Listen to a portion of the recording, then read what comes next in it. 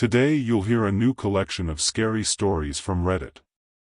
Get comfortable and listen carefully. She crawls. My little sister still crawls, even though she's 20 months old, and I know the reason why she can't walk. It's been 2 weeks since Mom started taking Claire to all kinds of activities, children's groups and spiritual centers. This was mostly pushed by constant phone calls from Aunt Minnie, who kept insisting that the girl was disconnected from the universe and needed proper guidance to find her path. In my opinion, this had nothing to do with the spiritual nonsense my aunt was obsessed with. And Mom knew that too. In every other way, Claire was perfectly fine. She could tell lions from tigers, happily shouting orange and stripes whenever I showed her picture books. She was curious and brave, just like any child her age. That's why it was strange that she didn't even try to walk. Claire was healthy and happy. She spoke well, but she never tried to stand up. Since Claire turned 14 months old, Mom had been trying to encourage her to walk. She would sit in front of her, smile, and cheer her on again and again. Claire would just giggle and stare at the toys in her hands. Days passed, but there was no progress. Then Mom took her to a child development center. That didn't help either. Saturday was another day at the spiritual group. I noticed dark circles under Mom's eyes as she carried Claire to the car. A few days earlier, Mom had said they were teaching meditation there, and I could tell, if nothing changed, she might snap. I was sitting with my phone when Mom called and asked me to check if the windows in Claire's room were open, since rain was coming. I got up from the couch, did what she asked, and went to the nursery. The windows were open. I closed them and was about to leave when I tripped over a toy. Instinctively, I looked down, and noticed something strange. There were faint reddish-brown stains on the floor. Not bright enough to catch your eye right away, but noticeable if you knew where to look. The stains had a strange shape. They weren't simple drops from a spilled liquid.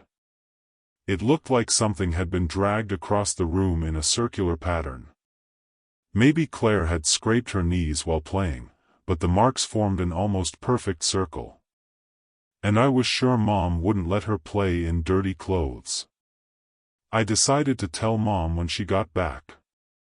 I turned to leave, when I suddenly heard a loud crash from my room. I froze. It was my phone. It was lying on the floor.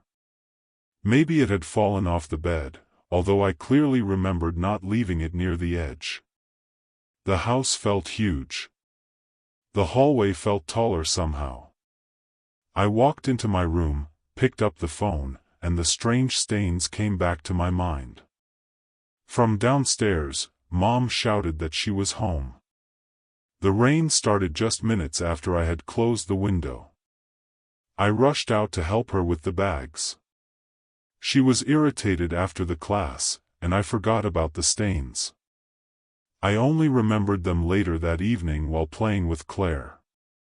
She was holding a princess doll and moving it through the air. Suddenly, it was as if something hit her. She frowned and gently placed the doll on the floor. I watched as Claire dragged the doll across the floor, concentrating deeply. The cloth doll was now on its hands and knees. Like Claire. Like me, Claire said, looking at the doll. Claire, I asked with a smile, why is the princess crawling? Claire's eyes widened. Her mouth hung open slightly. Then she crossed her arms and puffed out her lips. But she has legs, I said, picking up the doll. Look, she can stand. I placed the doll on its feet. See? She can walk. I made the doll take a few steps and moved it away from Claire. No. Like me. Claire's cheeks turned red, and I realized I'd said the wrong thing. She started crying, and Mom immediately rushed into the living room, picked Claire up, and shot me an angry look. "Mom," I said, leaning on the back of the couch, "there are some stains on the nursery floor. If Claire keeps dragging her dolls around, they'll all get dirty." Mom frowned and nodded, still holding Claire. "I'll clean it later," she said, putting her on the couch. "You go do your own thing." I wanted to say more, but Mom looked so exhausted that I stayed quiet. After dinner, Claire quietly played on the living room rug. Her princess was joined by a frog doll. I tried not to think about the stains, ignoring the way Claire made the dolls crawl across the carpet. 1, 2, good, she hummed softly, rhythmically. That made me uneasy. I told myself she was just repeating something she'd been taught. A child's game. Nothing scary. But there was something strange in her voice. The rhythm was too deliberate, like she was teaching the dolls. A few days later, I woke up in the middle of the night needing to use the bathroom. When I stepped into the hallway, I noticed the nursery door was open. In the darkness, I could see toys scattered across the floor, but not the bed. The door blocked the view. Voices were coming from the room. Faint, but I could tell there were 2 of them. "Mom?" I thought. But immediately I knew, that couldn't be right. Mom wouldn't be talking to Claire in the middle of the night. I couldn't even swallow. Carefully, I took 1 step forward. Then another. The voices didn't stop. I stood a few steps from the door, and that's when I saw it. Claire wasn't sleeping. She was crawling on her hands and knees. And next to her, something else was moving. It was larger than Claire, hunched over with its head lowered in an unnatural posture. Long, tangled hair hung down, wet, almost touching the floor. They moved in perfect sync. "Left hand forward." 1, Claire whispered. "Right hand forward." 2. The creature made a low, satisfied sound, almost like purring. And then I understood the truth. Claire doesn't walk because whatever taught her how to move never had legs. The one who runs beside. The one who runs beside. I'm a truck driver. An old man once gave me 3 rules over the radio about how to deal with the thing that runs alongside my rig at night. I drive a truck. Not one of those guys who decorates their cab or makes up call signs. No. I'm just a man with a CDL license and a mountain of debt. I haul cheap furniture from one soulless warehouse to another. My life is endless highways, disgusting diner coffee, and the constant hum of diesel. I've seen the whole country through a dirty, bug-splattered windshield. I thought I'd seen everything. I was wrong. It happened last night on that dead stretch of I-80 that cuts through endless wasteland. The place looks like the surface of the moon, flat, pale, and endless. 3 a.m. The road was a black ribbon stretching into nothingness. Around me, only my headlights and the stars. I'd been driving for 10 hours straight, rushing to deliver a load to Salt Lake City. My eyes burned. My brain floated somewhere between caffeine and exhaustion. And then I noticed movement. On the empty lane to the right at the edge of my headlight's reach, something flickered. I thought it might be a coyote or a deer that had wandered too far from water. I kept my eyes on the road, but something inside me was already on edge. A minute later, I saw it again. This time, it was clear, a silhouette. Tall. Moving fast. Not running so much as gliding along the ground, keeping pace with my truck. I was doing 100 kilometers per hour. My blood went cold. I eased off the accelerator. The speed dropped to 90, and that's when I realized it slowed down with me. Its long, thin legs moved smoothly, effortlessly. My heart started pounding. I pressed the pedal again, 120. It sped up. It ran perfectly alongside the cab. Silent. Stretched out like a shadow. I couldn't make out details, only the outline, human-shaped, but too tall. Too thin. Arms too long. Each stride enormous. It moved smoothly, as if sliding. Its feet barely touched the ground. This went on for 5 miles. An eternity. Only the roar of the engine and that silent runner in the darkness. My mind searched for explanations, an illusion, a reflection in the glass. But no. It was too real. My palm was slick with sweat. I reached for the old CB radio. Usually it was nothing but static, but sometimes, deep at night, you could catch a voice. Another lonely driver.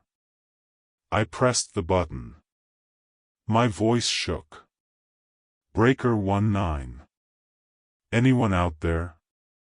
Eastbound on I-80, about 100 miles from the lake.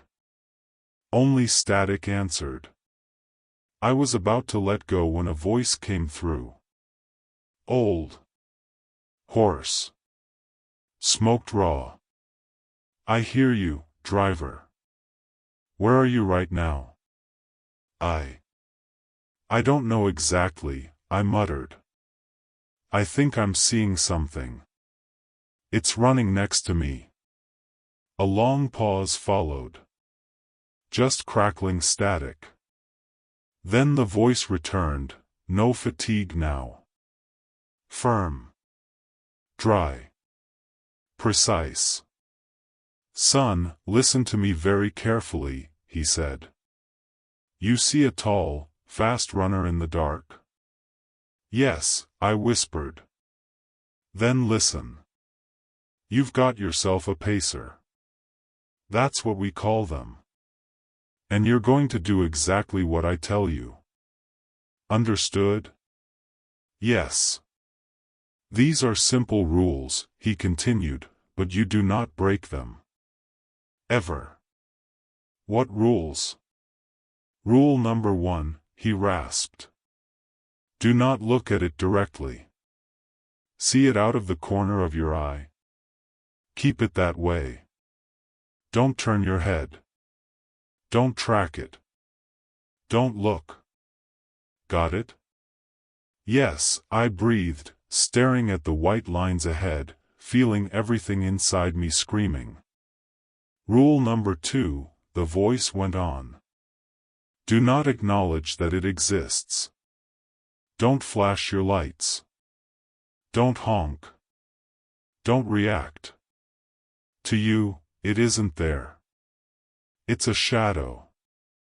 A trick of the eyes. You give it nothing. You understand? I understand, I said quietly. And rule number 3, the old man said. His voice dropped to almost a whisper. This is the most important one. No matter what happens, son, never stop the truck. Not for a blown tire. Not for flashing lights. Not even if the damn engine catches fire. You keep driving. You drive until the sun comes up. You hear me? But what is it? I asked. What does it want? A heavy sigh came through the radio. It escorts. An escort. The problem is, you wouldn't like the place it's taking you. So just drive. Watch the road. Go east. And pray you've got enough fuel to last until sunrise. Then the radio went silent. He disconnected. And I was alone again, with the thing running beside me, and 3 terrible rules. I tried to focus. Eyes on the road. Don't acknowledge it. Don't stop. Just 3 simple things.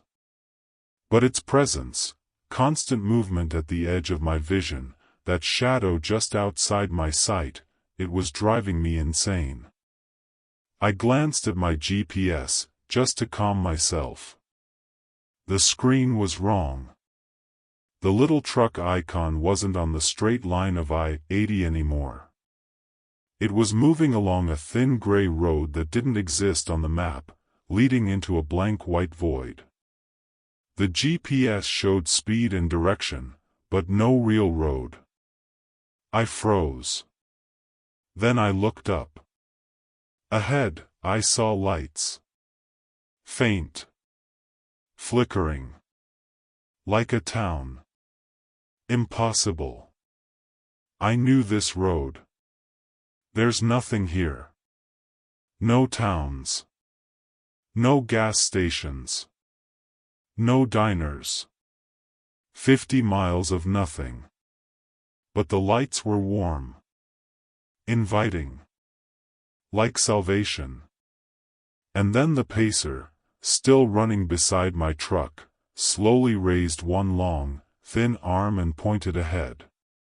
At an exit ramp that suddenly appeared out of the darkness.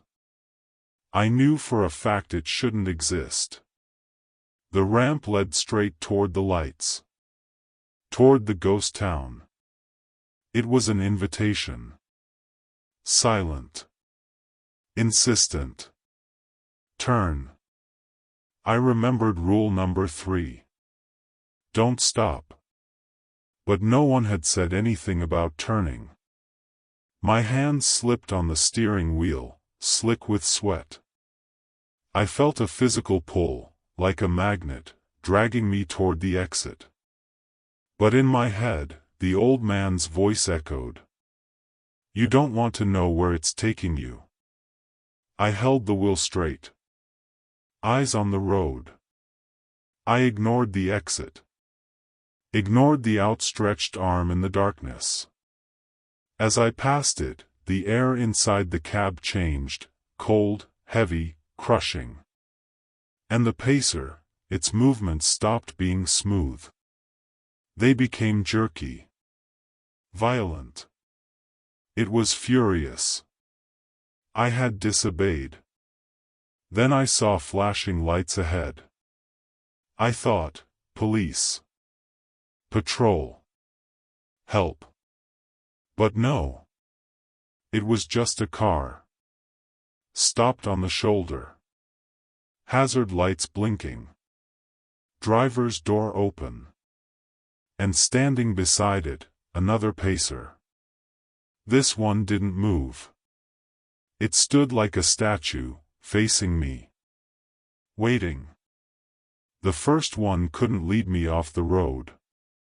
This one would make me stop. Rule 1, don't look directly. Rule 3, don't stop. My foot trembled on the gas pedal. Every instinct screamed, slow down. Turn. Go around. But in my head, the same voice repeated. Just drive. I straightened the steering wheel and focused on the narrow gap between the car and the white line. There was barely enough space to squeeze through. As I pulled alongside the car, I glanced over for just a fraction of a second, and saw it. It had no face. No eyes. No mouth. Just smooth gray skin. Emptiness. My headlights slid across it, and that faceless head turned, following my cab. A silent, accusing stare, into the place where eyes should have been, where a face should have been. I blasted past it. My mirror nearly clipped the open door. In the rearview mirror, the figure stood motionless in the blinking orange hazard lights, and then it moved. It ran. It ran after me, alongside the first one. Now there were two of them. The next few hours were pure, crystalline terror. Two running shadows on either side of the truck. The road felt alive, its lines bending like snakes. The ghost city appeared and vanished on the horizon, calling to me. The GPS went insane, drawing roads that didn't exist, flipping maps upside down. I was alone in the dark, in a place that no longer obeyed the laws of the world. Only the distant voice in my head and the faint gray glow of dawn ahead remained. I drove. I didn't look. I didn't acknowledge them. I didn't stop. And when the first rays of sunlight cut through the darkness, they were gone. They didn't run away. They didn't dissolve. They didn't fade. They simply vanished. The world became normal again. The Utah desert. A straight highway. The GPS stabilized. My truck was back on I-80. I drove until I reached a city. Delivered the load. Quit my job. Now I'm sitting in a cheap motel thousands of miles from that road. But I know I'm not safe. Because that night, I broke the first rule. I looked. I let it know that I could see it. And I have a terrible feeling that the next time I'm alone on a night highway, the pacer will be running beside me again, until it finally makes me turn. The eye beneath the ground. The eye beneath the ground. We found a cave on my grandmother's land. Whatever is inside it should remain hidden forever. I was 17 that summer when Chester and I discovered the cave on my grandmother Edith's property in eastern Kentucky. I've never told this story to anyone, not my wife, not a therapist, no one. We sealed the cave after my grandmother died, but it didn't help. What Chester and I saw down there never let me go. Back then, I was a typical nerd, thick glasses, skinny, always in the library. Every summer my parents sent me to my grandmother's house in the foothills of the Appalachians, thinking the mountain air would do me good. The house was everything a city kid like me thought was cool: high ceilings, creaky wooden floors, a wraparound porch, and dense forest in every direction. The nearest neighbors, Chester's family, lived nearly a mile away down a dirt road. Beyond that, nothing but trees and ravines until the highway. Chester was a year younger and my complete opposite. He could fix engines, hunt, fish. The forest was an open book to him. I was pale and awkward, he was tan, agile, confident. I worried. He acted. We became friends the summer before, simply because we were the only kids around, and boredom breaks down all barriers. He taught me how to shoot a pellet gun and which berries were safe to eat. I showed him how to use his family's old computer. "John, you worry too much," he'd say whenever I hesitated at a stream or complained about spiderwebs. "It's just the woods. Nothing's going to hurt you out here." I wanted to believe him. With Chester, the forest felt like his backyard, and his confidence was contagious. Around him, I felt braver than I really was. That summer we were bursting with energy, like teenagers with endless days and endless possibilities. We built a rope swing over a creek, explored every trail, even tried to build a treehouse, though the roof collapsed before we finished it. We needed something new. Something bigger. We had no idea what we were about to find. We discovered the cave during the third week of July, in the crushing heat when the air shimmers and even birds hide in the shade. Chester and I were wandering the property, desperate for adventure. "There's gotta be something we haven't explored yet," Chester said, wiping sweat from his forehead. We were on a ridge deep in the land, where the trees grew thick and the underbrush hadn't been touched in decades. Maybe the creek again? I suggested. We've already been there twice this week. No, that's boring. We need something new. Chester froze and pointed ahead. Look. What's that? I squinted. Amid the leaves was something dark, something that didn't belong among branches and foliage. We pushed through the brush. Thorns scratched our arms. Spiderwebs clung to my face. Chester led the way. I lagged behind, whining about bugs. Stop whining, he called back. You want to find something cool or not? On the slope was a depression about 15 feet across. In the center was the entrance to a cave, partially blocked by a rusted iron grate. Time and weather had nearly destroyed it, leaving gaps wide enough for curious teenagers to squeeze through. Holy hell, Chester breathed. I'd never heard all like that in his voice. John, look at this. I stepped closer. Pitch black. A cool breeze blew out of the cave, carrying the smell of damp earth and something I couldn't identify. Do you think it's an old mine? I asked. No, Chester said. Wrong kind of rock. This is limestone. This is a cave.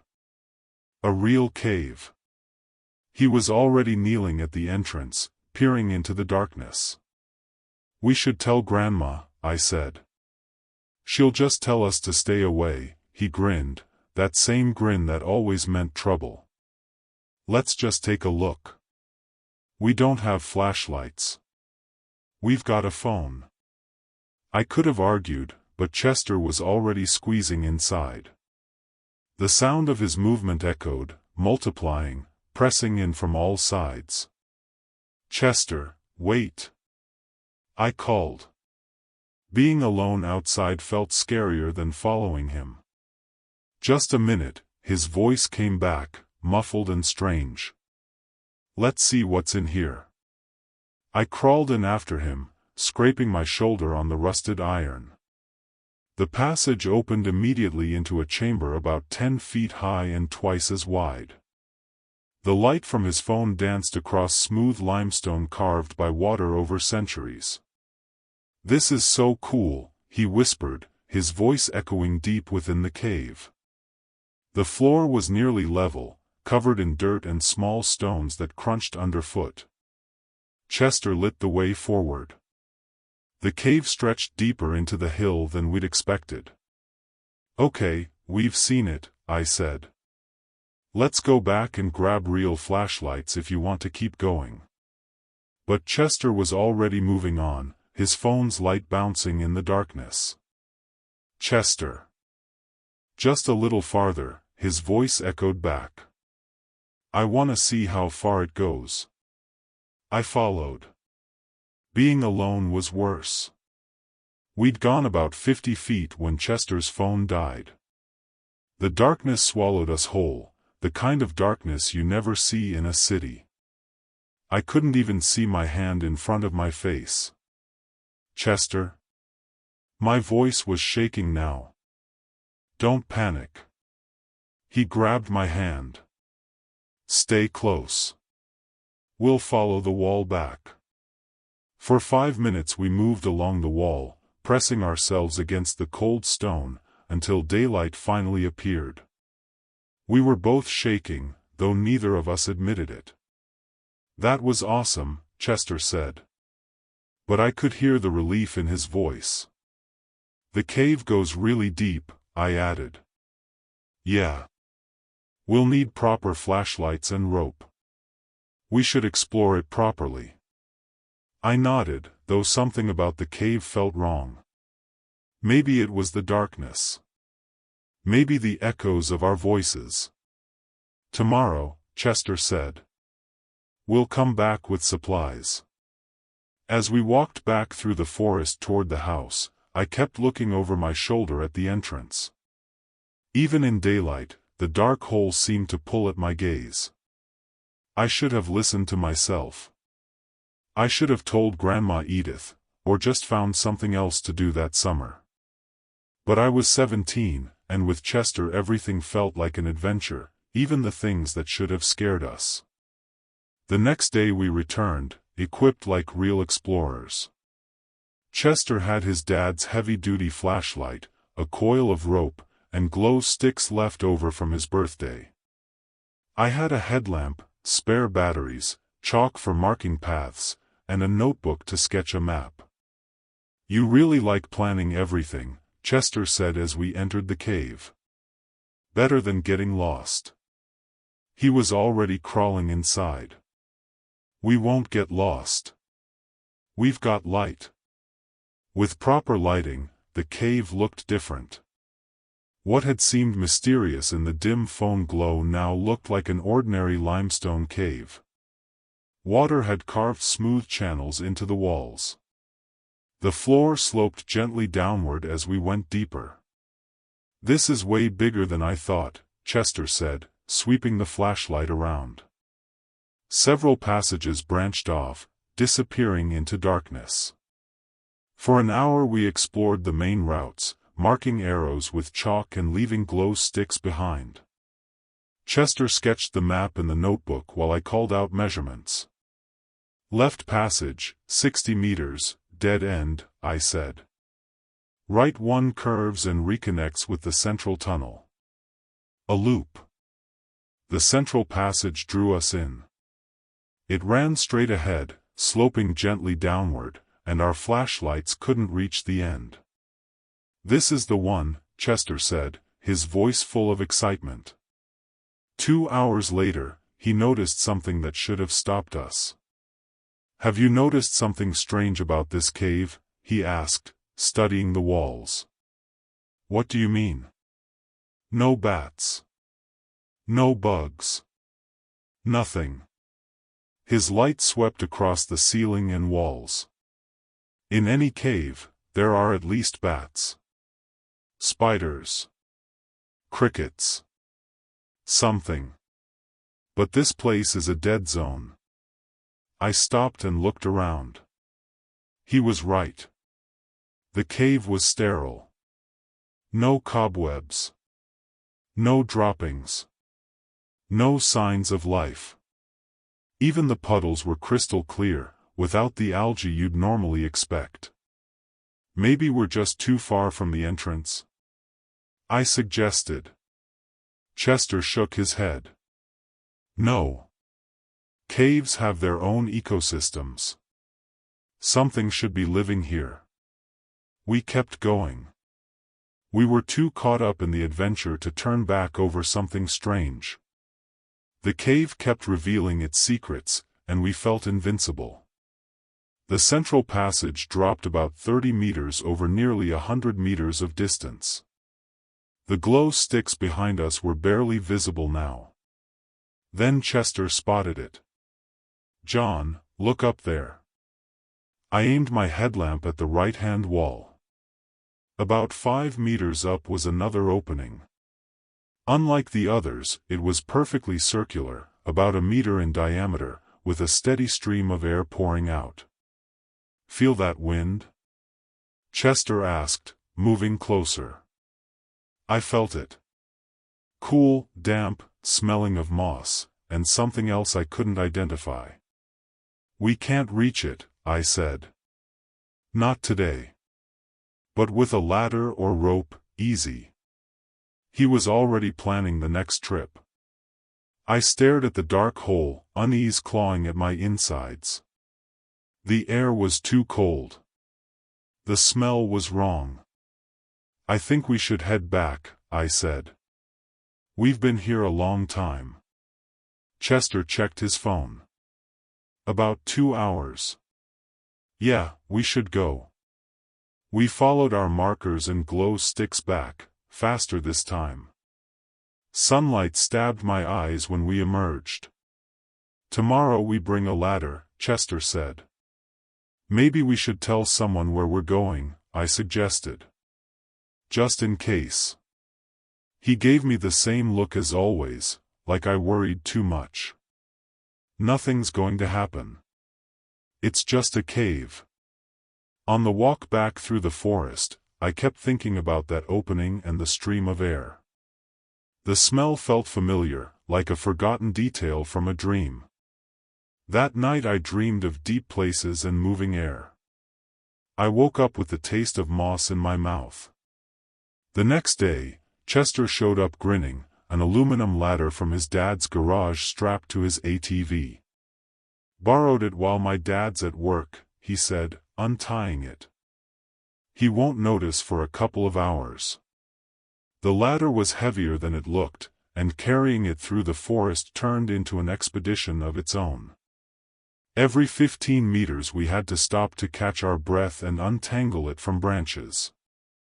By the time we reached the cave, we were both soaked in sweat. "I hope this is worth it," I muttered as I helped push the ladder through the metal grate. "Trust me. It is." Lowering the ladder down the sloped passage was another adventure altogether. In the narrow space it constantly tried to tip over, and the headlamp cast strange, twisting shadows on the walls.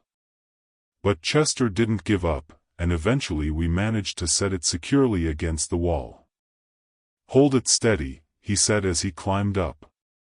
I braced myself against the wall while his light swept over the opening above. He went quiet. "What do you see?"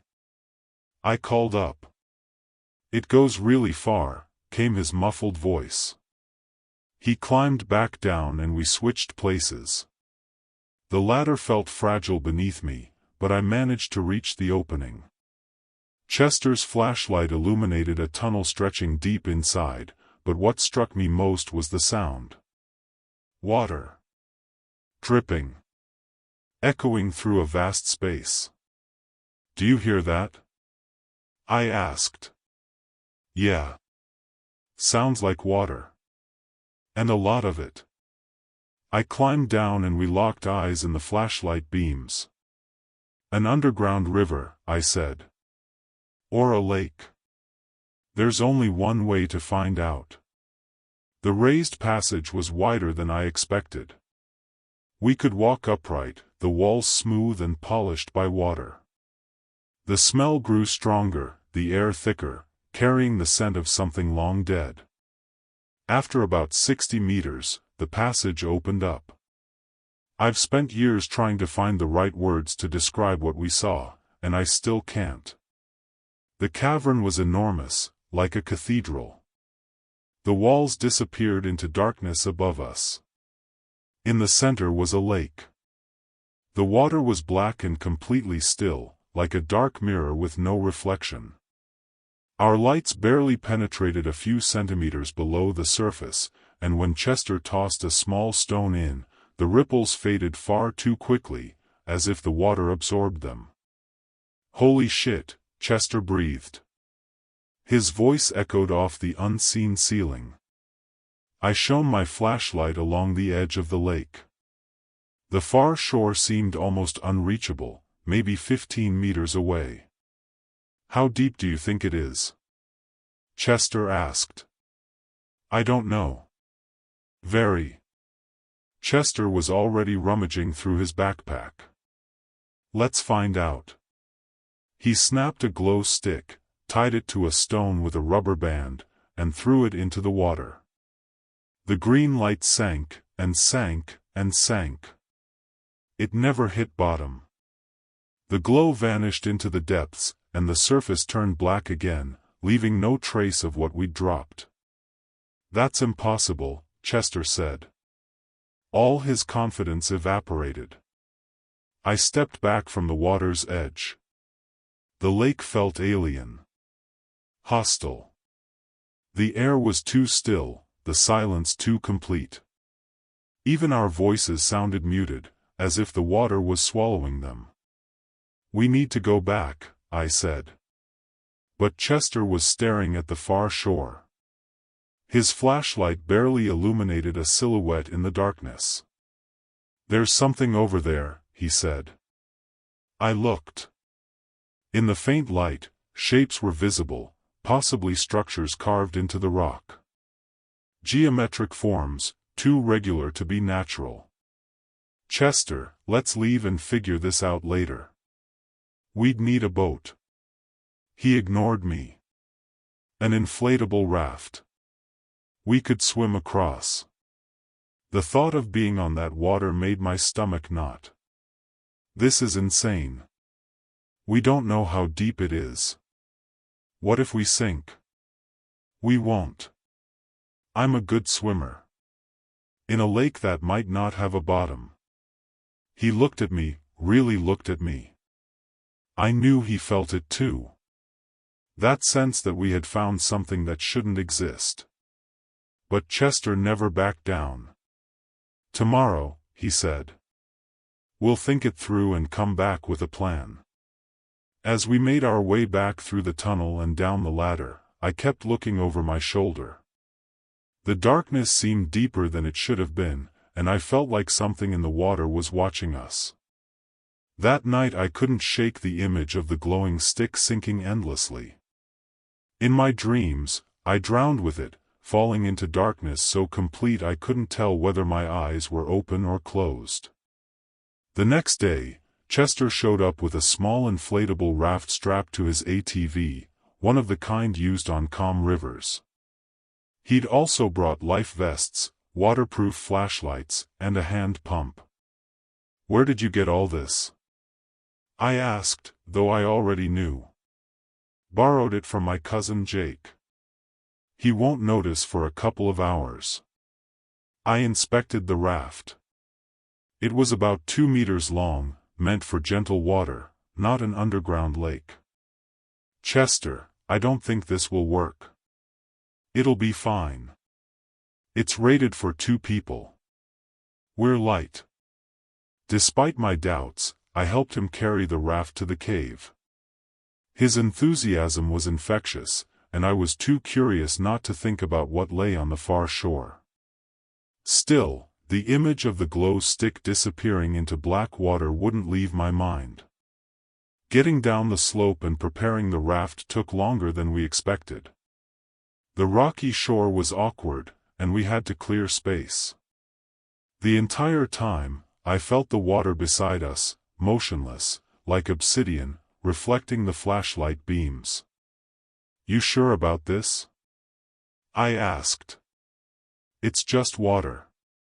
Worst case, we get wet." But it wasn't just water. We both knew that. The lake was unnaturally still. No ripples along the edges. No movement at all. Even when we disturbed the surface, the waves vanished too quickly, as if the water were thicker than it looked.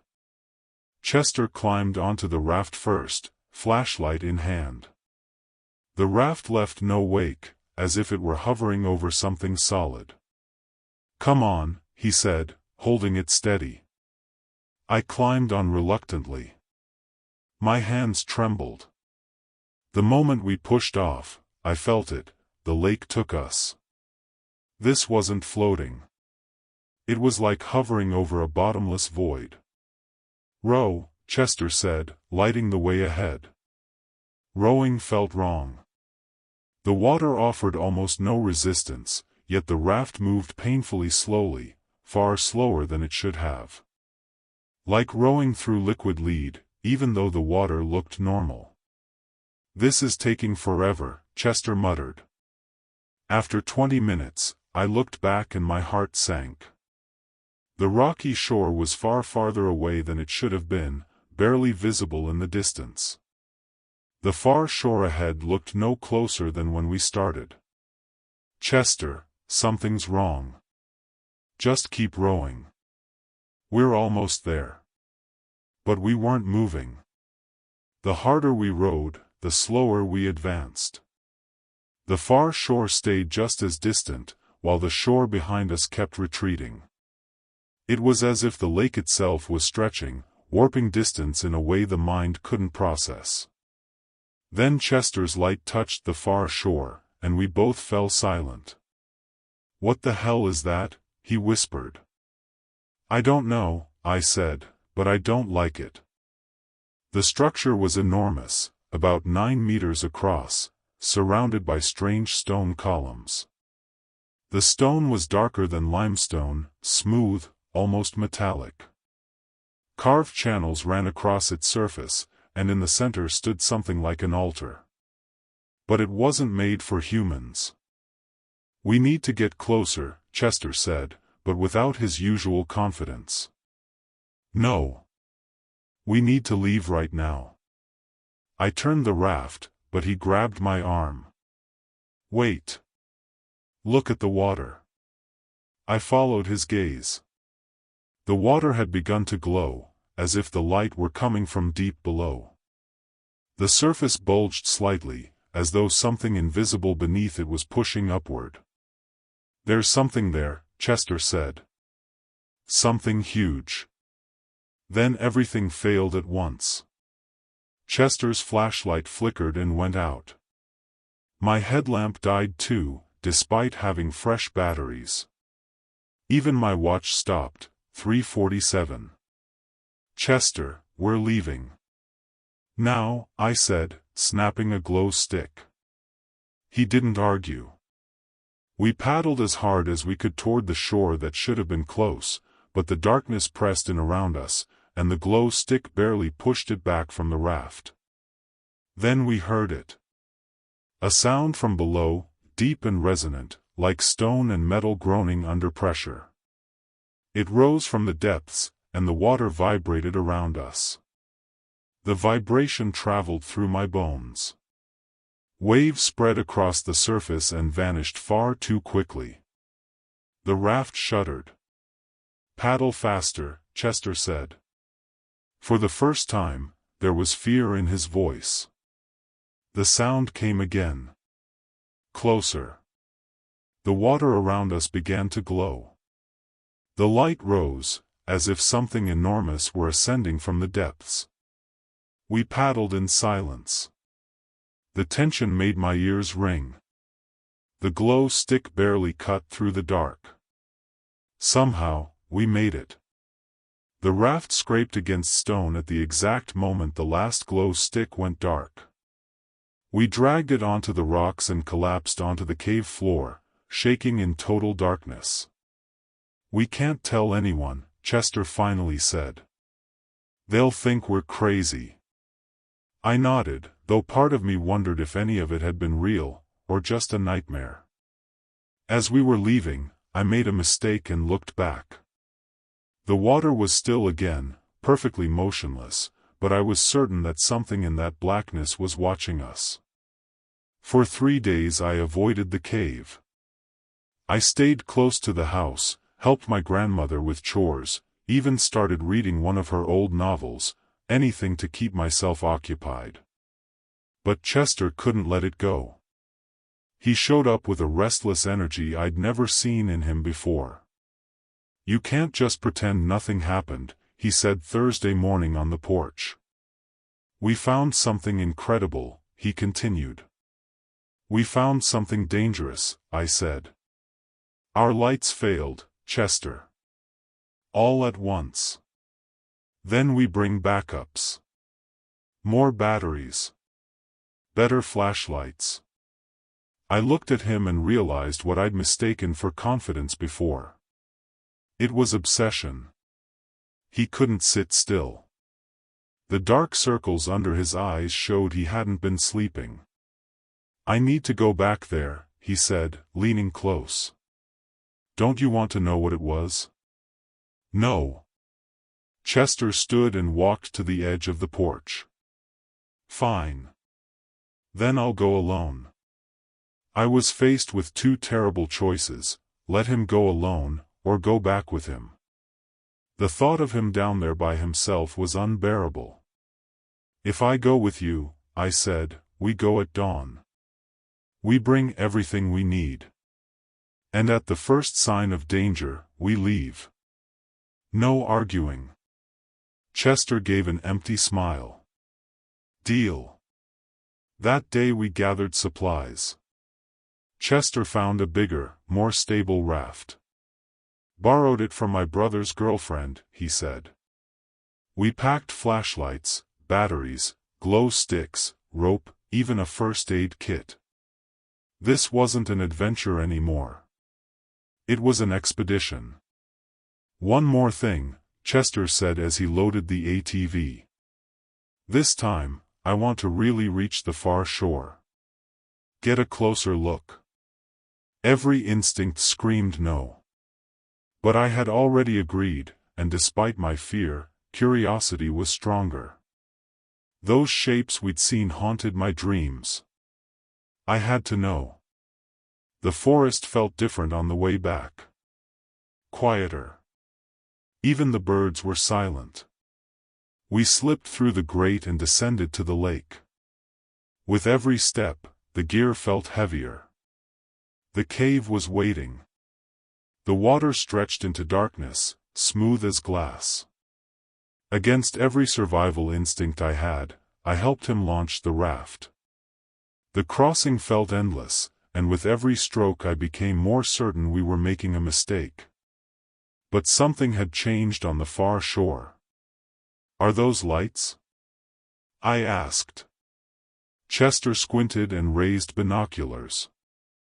I watched the blood drain from his face. "There's something there." "What's on the far shore?" "Movement. And lights. Not flashlights, something glowing." I took the binoculars. In the distance, a faint blue-green glow pulsed, like bioluminescence. "Chester, we're turning back right now," I said, handing them back. My voice was a hoarse whisper. He looked again and gasped. Then Chester went completely silent. His mouth moved, but no sound came out. Then he started speaking. His voice grew louder, turning into a scream. "It comes out of the water. It goes back into the water. It comes out of the water. It goes back into the water." I shook him by the shoulders, but he wouldn't stop. His eyes were locked on the far shore, wide, shining, as if he saw something I didn't. Then the water around us began to glow. The luminescence rose from the depths, brighter and more horrifying than before. And in that growing light, I saw the true scale of what lay beneath the surface. It wasn't a lake. It wasn't water. It was an abyss. An eye. A portal. Something alien. Eternal. Alive. I screamed. I know I did, because later my throat was raw and bleeding, but I don't remember the sound, only the roar of blood in my ears. Chester made noises I couldn't understand. Screaming. Laughing. Maybe both. The eye blinked. The entire cave trembled as something the size of a mountain moved beneath us. The water, or whatever it was, rose in waves that should not have been possible underground. Our tiny raft was tossed like a splinter in the breath of something colossal. That snapped Chester out of it. We both grabbed the paddles and rowed like mad through the glowing surface, against a current that didn't feel like water, but like something living, pulsing. When we reached the shore, I looked back. That was a mistake. The eye was there, staring up from the depths. I saw it clearly. It recognized us. It wasn't just looking at us, it was looking inside us. Something in Chester broke. I saw it in his eyes. I grabbed him and dragged him toward the exit. We left everything behind, the raft, the lights, the gear. We ran like lunatics. Through the tunnel, up the ladder, never stopping, through the cave toward light and air. We burst onto the surface. The sun was bright. Cruel. Saving. Chester collapsed and vomited while I dragged him farther from the entrance. Then I fell beside him. After that day, Chester died. His body kept living, but he was gone. The laughter vanished. The confidence that always pulled me into adventures evaporated. He barely spoke, and when he did, he whispered about water, about eyes that were still watching. By the end of summer, his parents took him away. They said it was to a special place, but I knew the truth. I never saw him again. I didn't want to. At first I waited, thinking he'd come back, that everything would fade. But I was hollow. I lived, but it wasn't really living, it was pretending.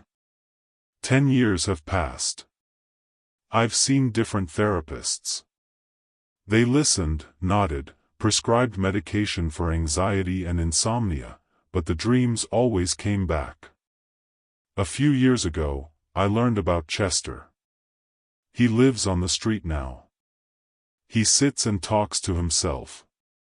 Says it has him. When Grandma Edith died and left me the house, the first thing I did was hire workers. I paid them to seal the cave entrance with concrete and reinforce it with rebar. Told them it was for safety. I paid double. The important thing was that no one asked questions. Some doors, once opened, must be closed forever. And still, sometimes in the middle of the night, I hear it. Water beneath the house. Somewhere far below.